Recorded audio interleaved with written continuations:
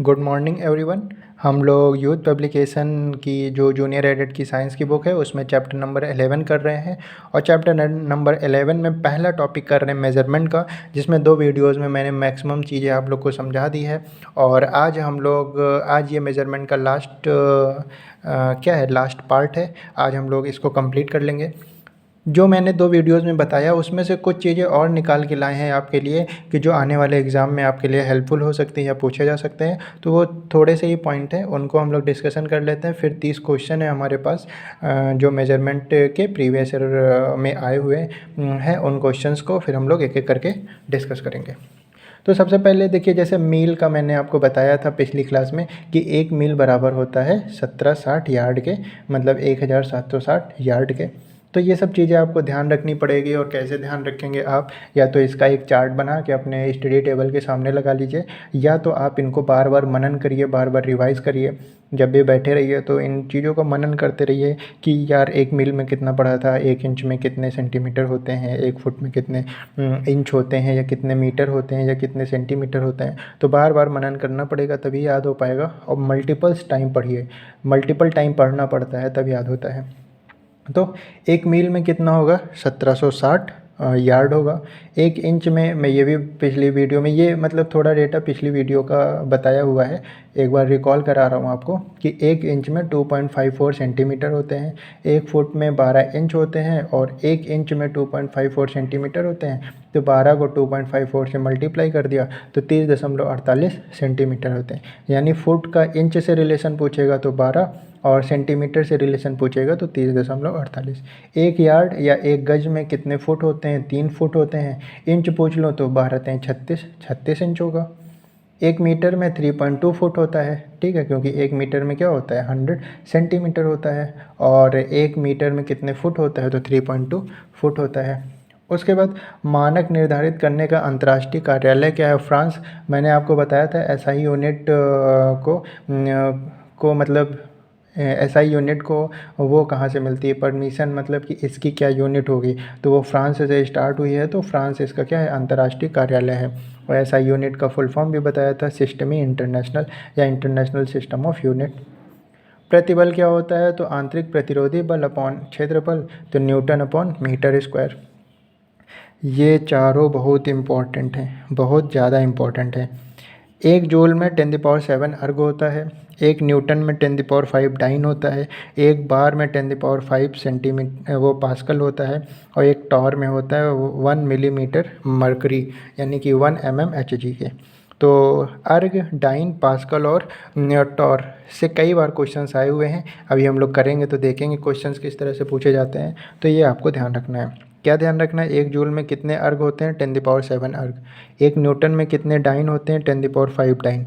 1 बार में कितने पास्कल होते हैं, 10⁵ पास्कल। और 1 टॉर में कितने मतलब कितने मिलीमीटर मरकरी होता है, तो 1 मिलीमीटर मरकरी यानी Hg होता है। अब देखिए, आपको ये पता है 100 सालों को क्या बोलते हैं, सेंचुरी बोलते हैं, ठीक है। तो यानी कि 100 सालों को अगर सेंचुरी बोलते हैं तो 1000 सालों को क्या बोलते हैं, तो 1000 सालों को मिलेनियम बोलते हैं। 1000 साल को क्या बोलते हैं, मिलेनियम। तो एक बार क्वेश्चन ये भी आया था, इसीलिए यहाँ पे हमने नोट में लिख दिया है इसको कि 1000 साल किसके बराबर होता है, 1 मिलेनियम के बराबर होता है। और 1 सेकंड में कितने मिली सेकंड होते हैं, तो 1000 मिली सेकंड होते हैं। ये 2 इंपॉर्टेंट पॉइंट भी थे, ये तो वही दोबारा रिपीट हो गया है पॉइंट। तो ये इतनी कुछ चीज़ें और थी जो आपको बतानी थी। आइए प्रीवियस ईयर क्वेश्चंस करते हैं। ये देखिए, चैप्टर नंबर 11 दिया हुआ है और इसमें हम लोगों ने क्या किया है, ये सब हम लोग पढ़ चुके हैं। हम लोग को डायरेक्ट क्वेश्चन देखना है। तो क्वेश्चन आया था कि 1 एंगस्ट्रॉम का मान होता है। तो 1 एंगस्ट्रॉम का मान तो आप लोग को अच्छे से याद है, 1 एंगस्ट्रॉम, 1 नैनोमीटर, 1 फेम्टोमीटर, 1 माइक्रोमीटर। तो आपको सारे डेटा पता है। तो 1 एंगस्ट्रॉम का मान होता है। अब देखिए, यहाँ पे माइक्रोन में इन्होंने रिलेशन दिया है। तो आपको पता है कि 1 एंगस्ट्रॉम बराबर होता है 10⁻10 मीटर, और 1 माइक्रोन बराबर होता है 10⁻6 मीटर। तो यानी कि एंगस्ट्रॉम और माइक्रोन का रिलेशन क्या होगा, तो 1 एंगस्ट्रॉम बराबर 10⁻10 अपॉन 10⁻6 क्या मीटर। अब ये ऊपर जाएगा तो 10⁻10 + 6 यानी 10⁻⁴ माइक्रोन। तो यहाँ पे हमारा कौन सा ऑप्शन सही होगा, सी होगा। ये आपको करना आना चाहिए, ये नहीं आएगा तब दिक्कतें हैं, क्योंकि आप डायरेक्ट चीज़ों को याद नहीं कर सकते। वो यहाँ पे माइक्रोन के फॉर्म में रिलेशन पूछ लिया है, और मैंने आपको बताया था कि एक बार उन्होंने एंगस्ट्रॉम का रिलेशन नैनोमीटर से पूछ लिया था, तो वहाँ पे 0.1 नैनोमीटर उसका आंसर आया था। ठीक है, तो ये एंगस्ट्रॉम का किसी से भी रिलेशन पूछ सकते हैं, तो आपको ये निकालना आना चाहिए। देखिए मैंने निकाला तो 10⁻⁴ माइक्रोन आ गया। तो एक एंगस्ट्रॉम का मान क्या होता है, तो ये पहले क्वेश्चन का आंसर क्या होगा, 10⁻⁴ माइक्रोन। यूपीटेट 2020 में है, तो आजकल इस तरह के क्वेश्चंस आ रहे हैं। क्वेश्चंस का लेवल एडवांस हो रहा है, तो हम लोगों को भी एडवांस बनना पड़ेगा, इस तरह की चीज़ों को निकालना पड़ेगा। अब ये देखिए मैंने आपको ये बताया था, ये क्यों बता रहे थे, क्योंकि ये जब आपको पता होगा तभी आप वो चीज़ें कर पाएंगे। तो ये चीज़ें हैं, ये डेटा याद नहीं होगा ना, तो आजकल के क्वेश्चंस अटैम्प्ट कर पाना तो बहुत ही मुश्किल है ना। तो ये डेटा याद होना चाहिए, क्योंकि देखो अगर हमें पता ही नहीं होता है माइक्रो में कितने मीटर होते हैं 10⁻�6, तो कैसे कंपैरिजन कर पाते हैं वो एंगस्ट्रॉम से। तो ये डेटा बताया है, ये बहुत इंपॉर्टेंट है, ये आप याद करिए, ये डेटा याद करिए, याद करना पड़ेगा। ये डेटा याद करिए, क्योंकि याद नहीं होंगे तो हम रिलेशन नहीं बता पाएंगे। भाई वो क्वेश्चन आए हुए हैं, अभी आगे आया देखिएगा, यार्ड में कितने फुट होते हैं, तो अगर आपको पता है 36 इंच होते हैं, तो 3 फुट आपको निकालना आना चाहिए। पूछ लेते हैं फुट में कितने सेंटीमीटर होते हैं, तो 30.48 होते हैं। ये याद करके आप नहीं कर सकते ना, कितना डेटा याद करेंगे, 12 इंच याद कर लिया बस। अब वो सेंटीमीटर पूछेगा तो आपको पता ही है 1 इंच में 2.54 सेंटीमीटर होते हैं। तो इस तरह से चीज़ों को करना पड़ेगा। आइए सेकंड क्वेश्चन की बात करते हैं। इन्होंने कहा है कि निम्नलिखित में से किस समुच्चय में केवल दूरी मापने के मात्रक हैं। तो देखिए बालिश्त, ये देखिए ये मैंने बताया था, 1 बालिश्त, 2 बालिश्त। आज भी बहुत लोग बालिश्त की ऐसे ही नापते हैं, गांव में चले जाइए कुछ नापना हो तो ऐसे नाप लेते हैं, 1 बालिश्त, 2 बालिश्त ना, उस तरह से। तो ये बालिश्त तो है भाई, दूरी का मात्रक तो बालिश्त है। और मैंने ये भी बताया था 9 इंच के बराबर होता है। वर्ष, तो वर्ष भी किसका है, ये वर्ष दूरी का नहीं, वर्ष तो टाइम का है, तो ये वाला तो होगा नहीं क्योंकि वर्ष आ गया ना, वर्ष तो टाइम का हो गया, प्रकाश वर्ष दूरी का है। बालिश्त, मीटर और प्रकाश वर्ष ये तीनों ही किसके हैं, ये मात्रक किसके हैं, दूरी के हैं। और हर्ज तो ये फ्रीक्वेंसी का होता है, और यहाँ पे भी हर्ज है तो ये भी फ्रीक्वेंसी का, तो ये नहीं और ये है। अगर मैंने अब आपको बालिश्त ना बताया होता तो एक बार आप कंफ्यूज ज़रूर होते कि यार बालिश्त किसका होता है। अब तो आपको अच्छे से पता है। कोई कहेगा बालिश्त, बालिश्त को मैंने वो ये भी बताया था, इंग्लिश में क्या बोलते हैं, इंग्लिश में बोलते हैं क्यूबिट, बताया था ये सब चीज़ें, क्यूबिट। और किसके बराबर होता है, हो सकता है अगली बार पूछ लें 1 बालिश्त बराबर, क्योंकि क्वेश्चंस यहीं से उठा लेते हैं, वो कुछ नया उठा लेते हैं। देखा बालिश्त आया है, दे दिया कि 1 क्यूबिट इज़ इक्वल टू 1 बालिश्त बराबर 9 सेंटीमीटर के। तो ये हो गया। आगे बात करते हैं। क्वेश्चन आया है ऊष्मा की एसआई इकाई क्या होती है। ऊष्मा यानी हीट, और हीट की एसआई यूनिट क्या होती है, जूल होती है ना। अब अगर आपको ये पता है, एलिमिनेट करना भी आना चाहिए ना, जैसे किलो कैलोरी, तो कैलोरी आपको पता है किसकी होती है, कैलोरी, अर्ग, ये सब। तो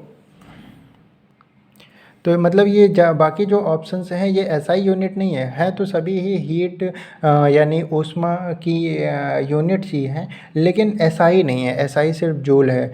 तो बाकी किलो कैलोरी, अर्ग और कैलोरी ये सब क्या है, ये एसआई यूनिट नहीं है। मैंने आपको ये भी बताया था 1 जूल बराबर 10⁻7 अर्ग होता है। तो अर्ग आया तुरंत आपको एक रिलेशन पता होना चाहिए कि 1 जूल बराबर 10⁻7 अर्ग, इसको नोट कर लीजिए ना।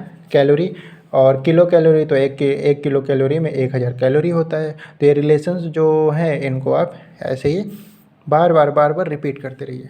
उसके बाद निम्नलिखित में से शक्ति का मात्रा कौन सा होता है, शक्ति यानी पावर। और मैंने बताया था पावर क्या होता है, रेट ऑफ डूइंग वर्क, तो यानी कि वर्क अपॉन टाइम, तो वर्क अपॉन टाइम। तो यहाँ पे आप देखिए कौन सा होगा। तो देखिए वर्क का क्या हो गया, जूल, और टाइम का हो गया सेकंड, यानी जूल अपॉन सेकंड। जूल दिया है तो ये वर्क का होगा, जूल सेकंड तो जूल सेकंड नहीं होगा, और ये जूल अपॉन सेकंड, तो ये हो गया बी ऑप्शन हमारा सही हो गया।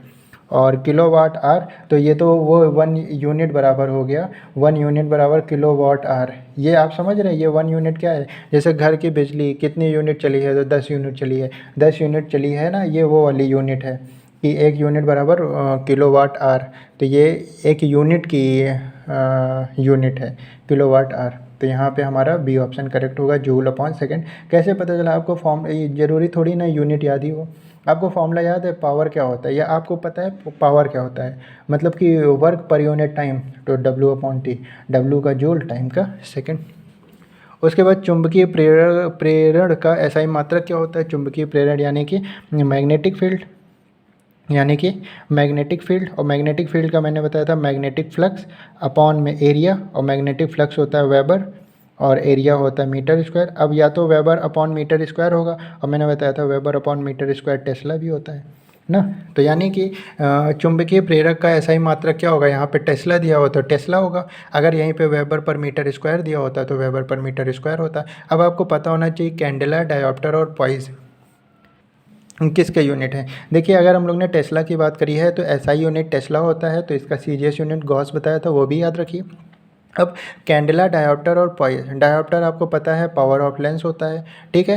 पॉइस भी मैंने बताया था विस्कोसिटी का होता है, मैंने बताया था दूध का गाढ़ापन नापना है तो पॉइस पॉइस में मेज़र हो जाएगा, तो वो होता है ये विस्कोसिटी का हो गया, जिसको हिंदी में श्यानता बोलते हैं। और कैंडेला, तो मैंने आपको कैंडेला भी बताया था, वो कैंडेला को किससे डिनोट करते हैं? सी डी, और ये ल्यूमिनस इंटेंसिटी को मेजर करता है।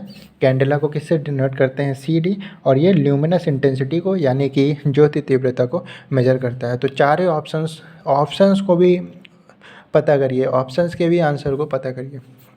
कार्य तथा जूल की इकाई क्या होती है? भाई कार्य तथा ऊर्जा की इकाई क्या होती है? कार्य की भी जूल होती है, ऊर्जा की भी जूल होती है, तो यहाँ पे पहला ही ऑप्शन हो जाएगा।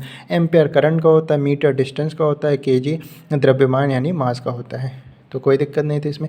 आवाज़ की माप का मात्रा क्या होता है? आवाज़ यानी लाउडनेस, लाउडनेस को किस में मेजर करते हैं? डेसिबल में। मैंने आपको 4 यूनिट एक साथ बताई थी, डेसिमल बताई थी, डॉप्सन बताई थी, और रेक्टर पैमाना बताया था, नॉट बताया था, चारों एक साथ बताया था ना। तो डेसिबल क्या है? लाउडनेस को मेजर करता है, यानी कि आवाज़ की माप को मेजर करता है।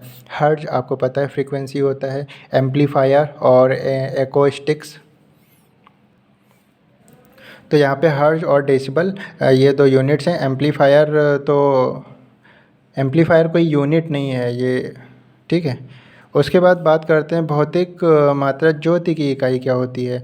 तो ज्योति की इकाई देखो, सीमेंस मैंने बताया था, सीमेंस तो कंडक्टेंस का होता है ना, तो सीमेंस नहीं होगा। उसके बाद लक्स होगा। वेबर तो मैग्नेटिक फ्लक्स का होता है। टेस्ला तो मैग्नेटिक फील्ड का होता है। अब आपको ज्योति की इकाई नहीं पता है, जैसे सपोज़ करिए आपको ज्योति की इकाई नहीं पता है, तो ज्योति की इकाई नहीं पता है तो सीमेंस, पहला ऑप्शन आपने देखा सीमेंस तो कंडक्टेंस का होता है, तो ये नहीं होगा। उसके बाद लक्स, आपको पता ही नहीं लक्स किसका है, आपको पता है टेस्ला कई बार अभी हम लोग ने पढ़ा, अभी यहाँ पे भी पढ़ा और यहाँ पे भी आया, टेस्ला मैग्नेटिक फील्ड का होता है। टेस्ला किसका होता है? मैग्नेटिक फील्ड का। वेबर किसका होता है? वेबर होता है मैग्नेटिक फ्लक्स का। ये देखिए ये हो गया मैग्नेटिक फ्लक्स का, और ये हो गया टेस्ला मैग्नेटिक फील्ड का हो गया। तो यहाँ पे लक्स क्या है? लक्स है ये आपका ज्योति की इकाई। और मैंने ये भी बताया था 1 phot is equal to 10⁴ lux होता है, 1 फॉट बराबर 10⁴ लक्स होता है। और इसकी एमकेएस यूनिट ल्यूमन पर मीटर स्क्वायर होती है, ये भी ध्यान रखना है। और ये सीजीएस यूनिट होती है फॉट, ठीक है। एमकेएस यूनिट ल्यूमन पर मीटर स्क्वायर और सीजीएस यूनिट फॉट, और 1 फॉट में 10⁴ लक्स होता है। क्वेश्चन नंबर 9 में इन्होंने कहा उच्च वेग, मैंने बताया था उच्च वेग को किस में मापते हैं? मैक। और मैंने ये भी बताया था मैक क्या होता है? Speed of object upon speed of sound. और जब मैक नंबर 1 होता है तो वो ट्रांसोनिक होता है, 1 से कम होता है तो सबसोनिक, 1 से ज़्यादा होता है सुपरसोनिक, और 5 से ज़्यादा होता है, मैक नंबर 5 से ज़्यादा होता है तो हाइपरसोनिक। तो हमें समझ में आ गया उच्च वेग को मैक में नापते हैं, ये सही है। तरंग दैर्घ्य यानी वेवलेंथ को किस में हम नापते हैं? एंगस्ट्रॉम में नापते हैं, ये भी बिल्कुल सही है। और उसके बाद दाब यानी कि प्रेशर को पास्कल से, और एनर्जी को जूल से मापते हैं, तो सब सामने वाले ही सही हैं। तो ए का फर्स्ट होगा, और बी का सेकंड, सी का थर्ड और डी का फोर्थ, तो ये हमारा थर्ड ऑप्शन में है। तो देखिए हम लोग ने अच्छे से पढ़ा है तो कितनी आसानी से ऑप्शंस को कर ले रहे हैं। उसके बाद उन्होंने कहा निम्नलिखित में से कौन सी राशि का मात्रक जूल नहीं है? किसका जूल नहीं है? ठीक है, ये बताना है। तो देखिए ऊष्मा हीट जूल है, कार्य जूल है, यांत्रिक जूल, यांत्रिक जूल का मतलब समझ रहे हैं, काइनेटिक एनर्जी की यूनिट, तो काइनेटिक एनर्जी भी जूल है। तो सामर्थ्य, सामर्थ्य किसको बोलते हैं, सामर्थ्य यानी शक्ति, सामर्थ्य यानी शक्ति, शक्ति मतलब पावर, पावर का फॉर्मूला होता है वर्क अपॉन टी, यानी कि ये होता है जूल अपॉन सेकंड, तो जूल अपॉन सेकंड यहाँ पे होता तो सही होता, तो यानी कि ये सामर्थ्य नहीं है, बाकी तीनों हैं। एक पार्श्विक तारों संबंधी दूरियां मापने का मात्रक क्या होता है। देखिए मैंने आपको तीन चीज़ बताई थी, एस्ट्रोनॉमिकल यूनिट, लाइट ईयर और पार्शिक, ये तीनों बताया था। अब देखिए इनके बारे में बताया था, तो देखिए मैंने ये बताया था कि पार्सेक और लाइट ईयर के बीच रिलेशन क्या होता है, 3.256 के बराबर होता है। तो यहाँ पे हमारा कौन सा ऑप्शन सही होगा, 3.25 प्रकाश वर्ष के बराबर होगा। ये देखिए अगर आपको याद हो तो यहाँ पे मैंने आपको ये चीज़ बहुत अच्छे से बताई थी कि एक एस्ट्रोनॉमिकल यूनिट 1.496 इंटू 10⁻11 मीटर के बराबर होता है, एक लाइट ईयर 9.46 इंटू 10⁻15 मीटर के बराबर होता है, और एक पार्सेक 3 इंटू 10⁻16 मीटर के बराबर होता है। मैंने याद बताया था कि ये आपको याद होना चाहिए, सबसे तेज़ पार्सेक, फिर लाइट ईयर, फिर एस्ट्रोनॉमिकल यूनिट, और एक पार्सेक और लाइट ईयर के बीच रिलेशन क्या होता है, 3.262, यानी कि ये ऑप्शंस में हमारा 3.25 सही होगा यहाँ पे। तो ये था क्वेश्चन नंबर 11। क्वेश्चन नंबर 12 की बात करते हैं। 12 में आया हुआ है कि निम्नलिखित में से कौन सा सम्मिलित नहीं है। अब देखिए नॉट, नॉट क्या होता है, नॉट ये होता है कि जहाज़ के चाल की माप, तो पहला तो बिल्कुल सही है। उसके बाद नॉटिकल मीप, नौ संचालन में प्रयुक्त दूरी की इकाई, ये भी, और मैंने ये भी बताया था कि 1 नॉट इज इक्वल टू 1.15 मील per hour, meal per our. तो तुरंत ये लिख लीजिए, जो आपको पता है उसके बारे में तुरंत। एंगस्ट्रॉम क्या होता है, तो वेवलेंथ की इकाई, ये भी सही है। और प्रकाश वर्ष समय मापन की इकाई नहीं, समय मापन की इकाई नहीं है, दूरी मापन की इकाई है। तो यहाँ पे हमारा डी वाला जो है वो सही नहीं है। बल का मात्रक क्या होता है, बल का मात्रक यानी फोर्स का मात्रक क्या होता है, न्यूटन होता है। ये तुरंत आप टिक कर लिए होंगे, न्यूटन होता है। बाकी का बताइए क्या होता है। देखिए फैराडे का मैंने क्या बताया था, ये वैद्युत धारिता का होता है यूनिट, तो फैराडे किसका हो गया, वैद्युत धारिता। ऑप्शंस को भी जानते चलिए, फैराडे किसका हो गया था, वैद्युत धारिता। फर्मी मैंने बताया था 10⁻−15 मीटर के बराबर होता है, तो ये डिस्टेंस का हो गया, ठीक है। और न्यूटन और रदरफोर्ड की कोई बात ही नहीं करी है। तो बल का मात्रक क्या होगा, न्यूटन होगा, और बाकी ऑप्शंस के भी मात्रक हम लोगों ने जान लिए। इधर इसके बारे में इन्होंने फिर क्या कहते हैं, ये सब चीज़ें समझाई है, तो ये सब चीज़ें मैंने आपको समझा दिया है। देखिए टिक भी लगाया है, हर एक चीज़ को समझा दिया है। उसके बाद बात करते हैं अब यहाँ पर क्वेश्चंस की। थोड़ा सा जूम कर लेते हैं, ठीक है। अब देखिए अगला क्वेश्चन ये है कि भार की एसआई इकाई क्या है। भार, भार यानी कि वेट, और वेट बराबर क्या होता है, डब्ल्यू बराबर होता है क्या, एम जी, और ये एम जी किसकी यूनिट होती है, ये न्यूटन की होती है। अब देखिए डाइन, ग्राम और के जी आपको पता है, ग्राम पता है, डाइन। अब डाइन का मैंने आपको रिलेशन बताया था लास्ट वीडियो में कि 1 न्यूटन इज इक्वल टू होता है, तुरंत लिख लीजिए, 1 न्यूटन इज इक्वल टू होता है 10⁵ डाइन के। 1 न्यूटन इज इक्वल टू क्या होता है, 10⁵ डाइन के। तो यहाँ पे एसआई यूनिट पूछी है तो न्यूटन होगा।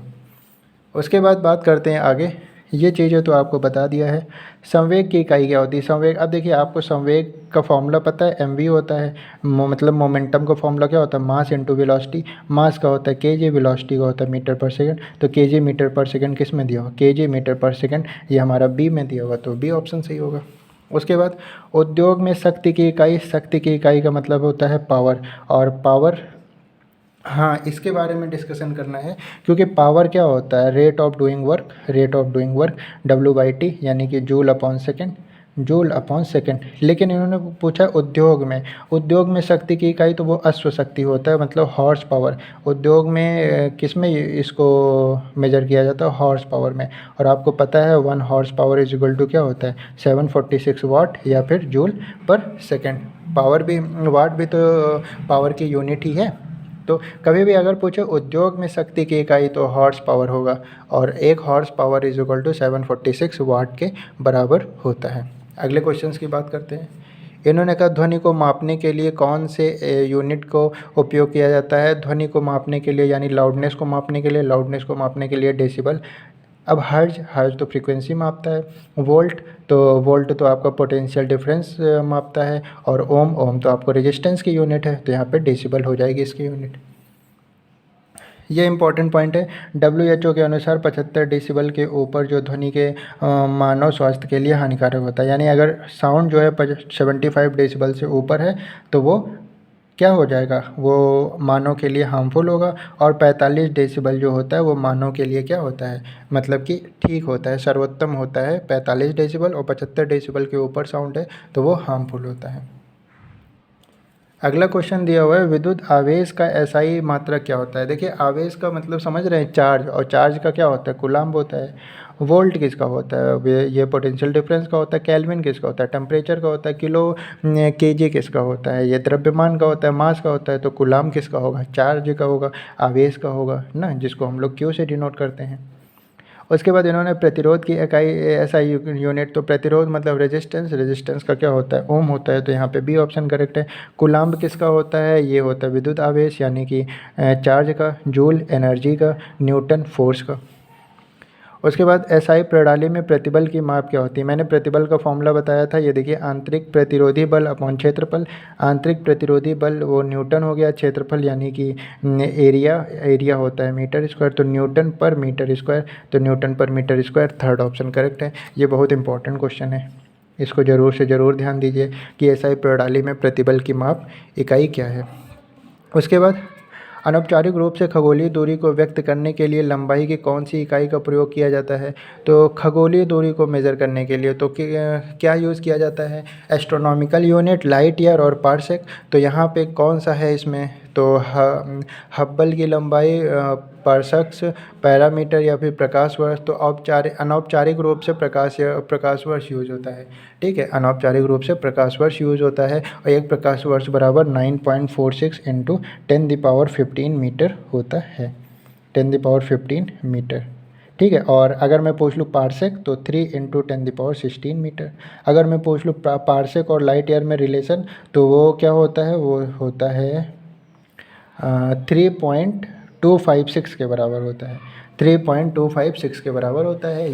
ये क्वेश्चंस भी अभी आए हुए थे और ये बताया भी था। तो एक पार्सेक बराबर 3.256 लाइट ईयर के। ठीक है, जो भी पता है साथ में लिखते भी चलिए। अब देखिए दबाव की एसआई यूनिट, दबाव यानी प्रेशर ना, दबाव यानी प्रेशर। और प्रेशर का फॉर्मूला क्या होता है भाई, force per unit area, force per unit area. तो फोर्स का हो गया न्यूटन, एरिया का हो गया मीटर स्क्वायर। तो न्यूटन मीटर स्क्वायर या न्यूटन प्रति वर्ग मीटर, तो न्यूटन प्रति वर्ग मीटर, क्योंकि इसका मतलब है न्यूटन अपॉन मीटर स्क्वायर। तो यहाँ पे सी होगा हमारा, ये हो गया। अगला क्वेश्चन, फोर्स की एसआई यूनिट क्या होती है। सभी को पता है भैया, फोर्स की एसआई यूनिट न्यूटन होती है, वोल्ट होती है पोटेंशियल डिफरेंस की, केल्विन होती है टेम्परेचर की, पास्कल होती है, पास्कल किसकी होती है, प्रेशर की होती है। क्वेश्चन नंबर 24 की बात कर लेते हैं। इन्होंने कहा निम्नलिखित में से कौन सी मात्रा और उसकी एसआई इकाई सही रूप से सम्मिलित नहीं है। तो देखिए फ्रीक्वेंसी को हर्ट्ज में मेजर करते हैं, बिल्कुल सही बात है। उसके बाद मैग्नेटिक फ्लक्स को टेस्ला में, नहीं, मैग्नेटिक फील्ड को टेस्ला में, मैग्नेटिक फ्लक्स को तो वेबर में। मैग्नेटिक फ्लक्स की यूनिट क्या होती है, वेबर। और टेस्ला, गॉस, ये मैग्नेटिक फील्ड की होती है। तो बाकी सब सही होंगे। प्रेशर पास्कल सही है। इलेक्ट्रिक कंडक्टेंस मैंने बताया था, कंडक्टेंस को सीमेंस में भी और ओम इनवर्स में भी, और आपका क्या कहते हैं महो, ये 3 यूनिट बताई थी जब कंडक्टेंस बताया था। प्रतिरोधकता की एसआई यूनिट क्या होती है, प्रतिरोधकता, प्रतिरोधकता का मतलब क्या होता है आपका स्पेसिफिक रेजिस्टेंस, और स्पेसिफिक रेजिस्टेंस क्या होता है ओम मीटर। एम्पेयर करंट क्या होता है, जूल एनर्जी का होता है। ओम तो प्रतिरोध का होता है, प्रतिरोधकता यानी स्पेसिफिक रेजिस्टेंस ओम मीटर होगा। भार की एसआई इकाई डैश की एसआई इकाई के बराबर है। भार यानी न्यूटन, भार की एसआई यूनिट न्यूटन। तो ये बल के बराबर होगा, क्योंकि बल की भी न्यूटन होती है। तो भार का भी न्यूटन, बल का भी न्यूटन। तो भार की एसआई यूनिट बल के एसआई यूनिट के बराबर होगा। उसके बाद निम्नलिखित में से किस युग्म की एक ही एसआई इकाई नहीं होती है। अब देखिए गति और वेग। तो देखिए गति यानी कि गति का मतलब स्पीड, और स्पीड होता है डिस्टेंस अपॉन टाइम, और वेग भी होता है डिस्टेंस अपॉन टाइम। तो इन दोनों का एक ही होता है। कार्य और ऊर्जा, तो इसकी भी जूल होती है, इसकी भी जूल, तो इन दोनों का भी एक होता है। बल और दबाव, तो बल का होता है न्यूटन और दबाव का होता है पास्कल, तो इन दोनों का एक नहीं होता है, तो सही हमारा सी होगा। विस्थापन और दूरी यानी डिस्प्लेसमेंट और टाइम, डिस्प्लेसमेंट और डिस्टेंस, तो डिस्प्लेसमेंट आपका हो गया मीटर और डिस्टेंस भी मीटर, तो इसकी सेम, इसकी सेम, इसकी सेम, पर बल और दबाव की सेम नहीं होती है। उसके बाद बात करते हैं 1 मीटर किसके बराबर है, 10⁻⁻6 माइक्रोन के बराबर है। और 1 मीटर ना, हाँ, और 10⁻6 माइक्रोन के बराबर है, 10⁻³ माइक्रोन के बराबर है, या 10⁻³ माइक्रोन के बराबर है। अब देखिए आपको ये पता है कि माइक्रोन पूछा, माइक्रोन दिया है तो वहाँ पे तो 3 तो आने से रहा, माइक्रोन दिया है तो वहाँ पे 3 नहीं आएगा, क्योंकि मैंने आपको बताया था कि अगर वो 10⁻³ होगा तो वो होगा क्या आपका 10⁻³ क्या होगा, वो होगा मिलीमीटर, वो होगा मिलीमीटर, और 10 अगर वो 3 होगा तो वो होगा केजी यानी कि किलोमीटर। अब देखिए इन्होंने कहा है तो यानी कि ये नहीं होगा, ये नहीं होगा, क्योंकि इनके आगे माइक्रोन नहीं लग सकता। अब यहाँ पे 10⁻6 माइक्रोन दिया है और 10⁻6 माइक्रोन दिया है, तो देखो हमको पता है कि 10⁻6 बराबर होता है क्या, माइक्रोमीटर, माइक्रोमीटर, ठीक है। 10⁻6 बराबर होता है किसके, माइक्रोमीटर के।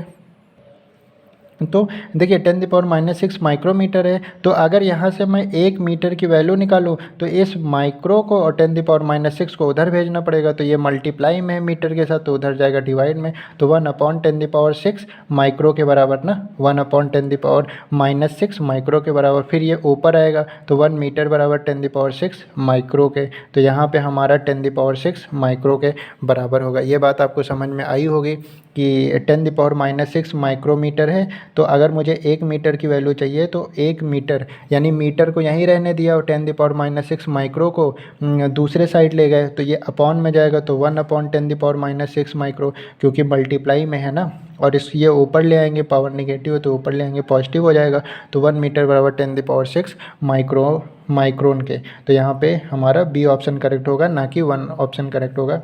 अच्छा क्वेश्चन था, ऐसे ही क्वेश्चंस में हम लोग गलतियाँ कर देते हैं। उसके बाद प्रदीप्ति यानी कि इल्यूमिनेशन की माप निम्न में से किसके उपयोग करके की जाती है, तो मैंने बताया था आपको ज्योति की इकाई क्या बताई थी, मैंने लक्स बताई थी, तो लक्स, ज्योति की इकाई क्या बताई थी, लक्स। तो अगर आपको इल्यूमिनेशन यानी प्रदीप्ति का माप करना है तो लक्स मीटर से आप उसका माप करेंगे। तो ये तो पीएच मीटर तो आपका उसका होता है ना, जो एसिडिटी और बेसिसिटी को मेज़र करता है। मिली वोल्ट मीटर, तो ये वोल्ट मीटर पोटेंशियल डिफरेंस को मेज़र करता है ना, तो ये यहाँ पे लक्स मीटर होगा।